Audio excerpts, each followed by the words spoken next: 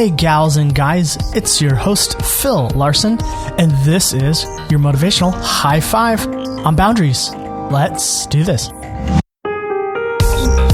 Welcome to my short podcast. I hope your day is going well. First things first, I want to do a shout out to my newest patron, Danielle, and I think by email she might go by Danny, but welcome to the team. At $1 a month, she gets invited to our private Facebook group and a shout out. If you want to join the patron team, which is a group of very committed followers of this podcast, go to patreon.com/YMH5, patreon.com/YMH5, use the number 5.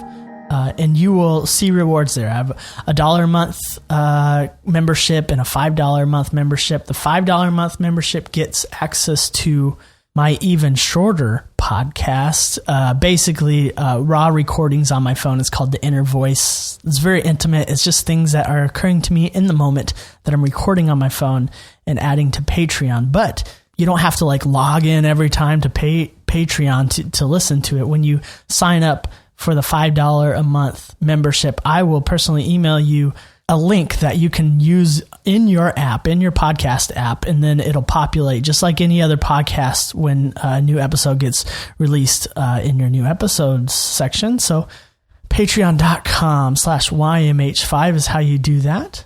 And I'd love for you to be a part of the team. I love to get to know my listeners better, and I just so much appreciate that.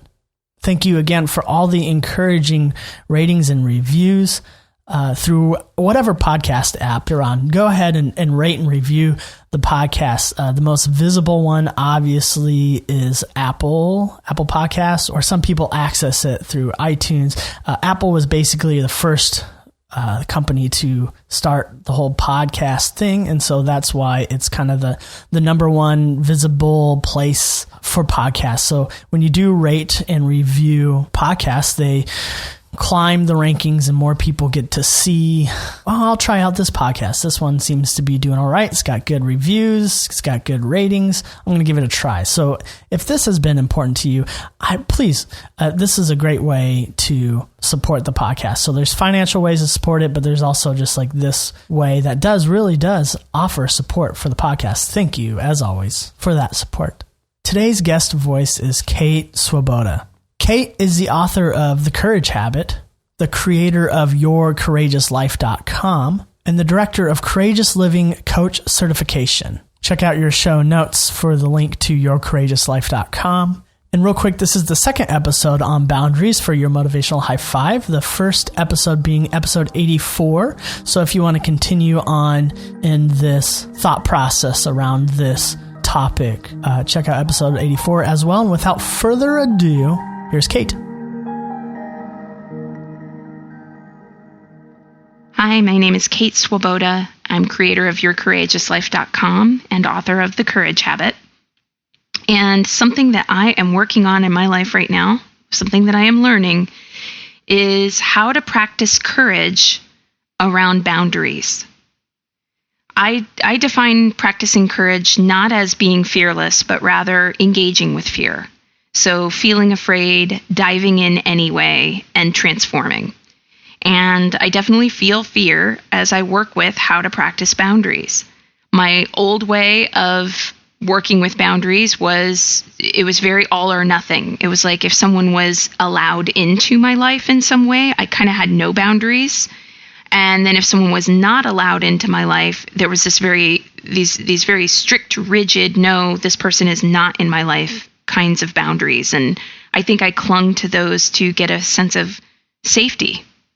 And really in that expanse between no boundaries and having boundaries that are too rigid, there's all this nuance. So what I'm learning about is how to feel into the nuance. If I have someone with whom I have some fundamental disagreements or differences of opinion, and this could be politically, this could be a perspective, this could be a working relationship where we have some differences. It just used to be if we had those differences, I just kept my distance, but now I'm learning how to feel into the nuance.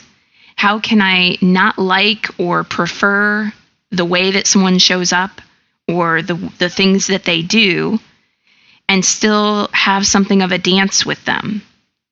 But in having a dance with them, how do I also have an awareness of how far is too far for me? I have to have this awareness of how far I'll go without going too far.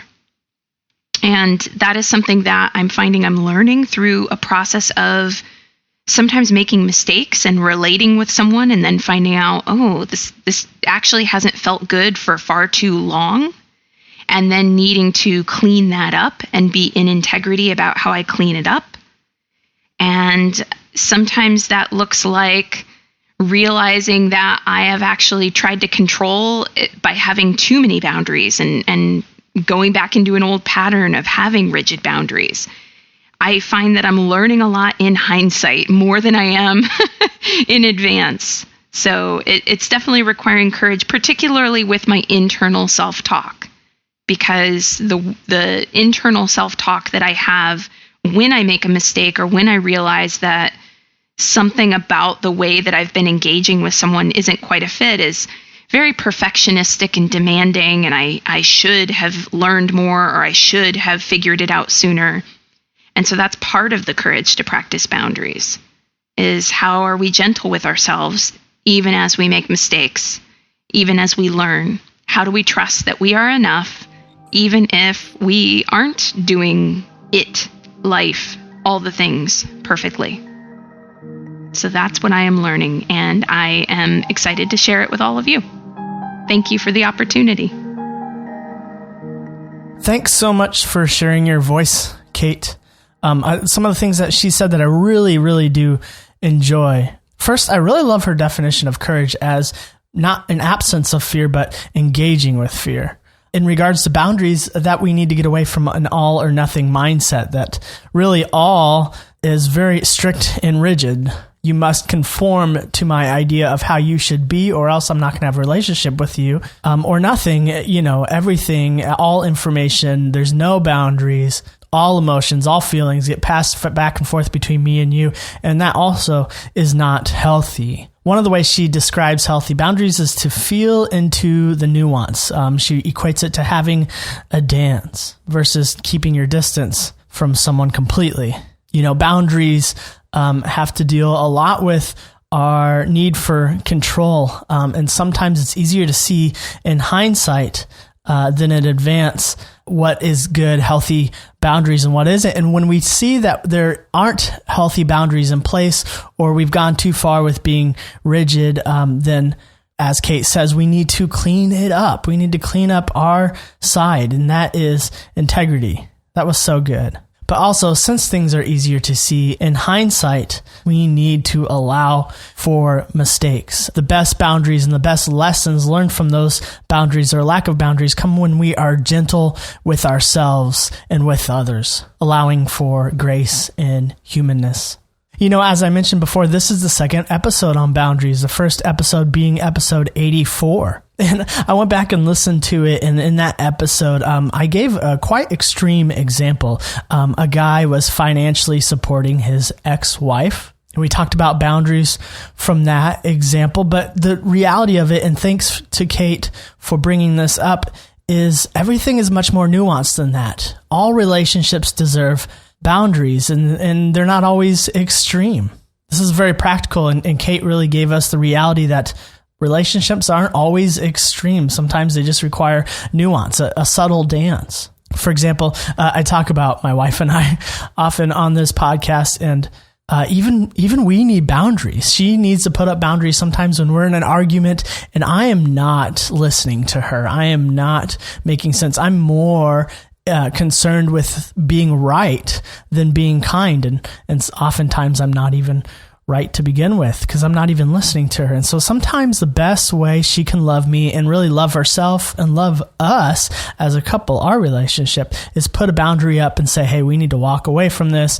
You're not being helpful. You're not being constructive in what you're saying. Let's take some space and come back. And sometimes we can really throw each other off that way with some hard love boundaries. But guess what? It may be hard, but it is love. It is coming from a relationship where we want more. And right now, without this boundary, we are not being constructive. We're not loving each other well. One of the things I was thinking about when listening to Kate's recording, and I think that we do need to note it here, is that there are some natural consequences, some natural boundaries outside of our control. These natural consequences act as a boundary, and sometimes when there's no boundary made, or too rigid of a boundary, just an unhealthy boundary made or lack of boundary. Sometimes when the natural boundary or natural consequence happens, it can look like that lack of boundary or that unhealthy boundary in hindsight was quite cruel. And I came up with an example. So listen to this. This is, I think, what I mean when I say this, and I hope this helps clarify this. But an aside here, I'm not saying anything about shock collars on dogs and animal cruelty or anything like that. This is just an example. But if you're familiar with shock collars on dogs, it is a boundary to keep your dog in the yard. But oftentimes before, or maybe while the dog is learning the boundary or the shock, the collar will beep right when the dog gets to the shock. We're going to call that shock collar the natural boundary, and the beep, the healthy boundary that we put up. But without a beep, and the dog just gets shocked, the lack of beep or the lack of boundary or healthy boundary can really look cruel, right? Like we knew something bad was coming if we didn't do anything. And because we were afraid or not courageous enough or not engaging with fear enough to put a boundary, the natural boundary that occurred from that relationship having no boundaries or an unhealthy boundary can look cruel. So really, boundaries are so good. They're hard. I'm not saying they're easy. Kate's not saying they're easy. No, but it is part of loving someone well, and it's part of loving yourself well. And really, if you think about a third entity being the relationship of back and forth between you and someone, there is a care for that. When we put up the warning signs or the clear understanding of where this relationship needs to go or what I think is healthy engagement with each other. And that takes a bit of humility on both parts. And the true thing is, the reality is, boundaries, the best boundaries really do have to go both ways. There has to be respect on both sides of it. Or the boundaries got to change. If there's not respect on both sides of it, maybe it's got to get a little more rigid. And they don't always make everybody happy. But if you're seeking what you feel is the most healthy relationship engagement, they need to be there and they need to be clear. Everyone needs to be kind of an understanding of what the other person expects of them. And I'm not saying this from any high horse at all. No, I lack this very much. And I, as a person who is passive aggressive, I get around boundaries. I am sneaky sometimes. And to be honest, yesterday was about to move a boundary and be mean to someone in kind of a passive aggressive, just maybe flat out aggressive, but secretive way. And that is me coming clean about that. This is coming at a good time. Thanks, Kate. But when I think about the person who I want to become, this helps me reframe things. Who do I want to become? When all is said and done, and maybe I died early, people come and talk about me at my funeral. Do I want someone to go, well, he was really kind of mean to me last week? I don't, that's not who I want to be remembered as. That's not the person I want to become. That's not how I want to leave this world. From that mindset, we can put boundaries up for ourselves. Like, that's not me. And I got to come at this a little more gently, or I've got to just put some boundaries in place for my own self, for my own good, and allow others to make mistakes. Because sometimes when I break those boundaries, I go, well, they did this. Well, guess what? Have I talked to them in a few years? No. Could they have changed? Yes. Are they, allow for change, think the best of people. And this helps put up boundaries as well. And it also helps really test those boundaries. Sometimes they are too rigid and sometimes they don't need to be there as much. So allow them to change. We learn in hindsight better than we do in advance. And that's okay. I mean, that makes sense. We're human. As we come to the end of this episode, thank you, Kate, and thank you for everyone who tuned in. Will you find a reflection of yourself? We're engaging in something that we do every episode. At the end of the episode, we're engaging in changing the rewiring of our brain, our neurochemistry. This is backed up by science, neuroplasticity, that when told the right things or the healthy things, our brain chemistry can change paths. Sometimes we tend to go down some negative thinking very easily, and a lot of that has good reason to it. We've been told these things that are not true about ourselves. They're our false selves, and we've begun to believe them. Well, when we give the counter narrative, the true story, the new story, we can begin to change the way we think default, the way we think immediately, how we react in our thinking, in our thought process. And this is called neuroplasticity. And we do that by engaging, taking a courageous step and looking at ourselves, our reflection in the mirror that sometimes it's hard to look at, and offering some words of wisdom, offering some advice and some self-love. And when you do that, when you find yourself, a reflection of yourself, will you say this to yourself? Today, I can love myself and others better through the hard, vulnerable work of healthy boundaries.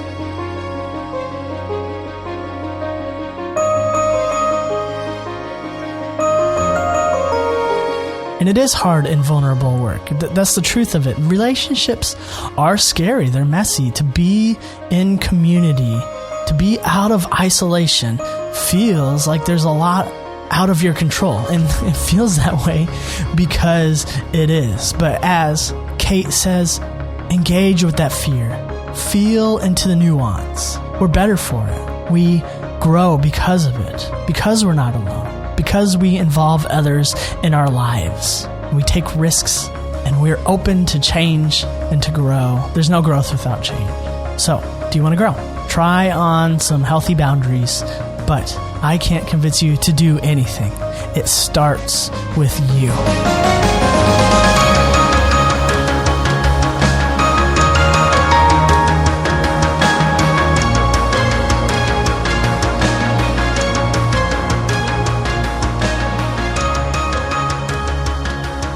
Hey friends, your motivational high five is brought to you by Envato Elements. Envato Elements is for creators. For $16.50 a month, your membership provides unlimited downloads for licensing of stock audio, sound effects, graphics, Photoshop templates and actions, video templates and footage, website templates, photos, fonts, presentation templates, and more. That's right, only $16.50 a month, and 30 additional % if you are a student. This is also the site I license my own music on, and I love it. I love it because most stock libraries offer just one element, just music or just photos or just After Effects templates. But with Envato Elements, you get them all. You get them all for one price. And if you use my link, you can support the podcast monetarily. It doesn't change anything for you. You still get the great price for Envato Elements, but it does for me, and your motivational high five thanks you. My custom link is supportwithelements.com. Sign up for your account there. It's free to sign up, secure payments, cancel anytime, Envato Elements. Again, that's supportwithelements.com. And thank you and goodbye.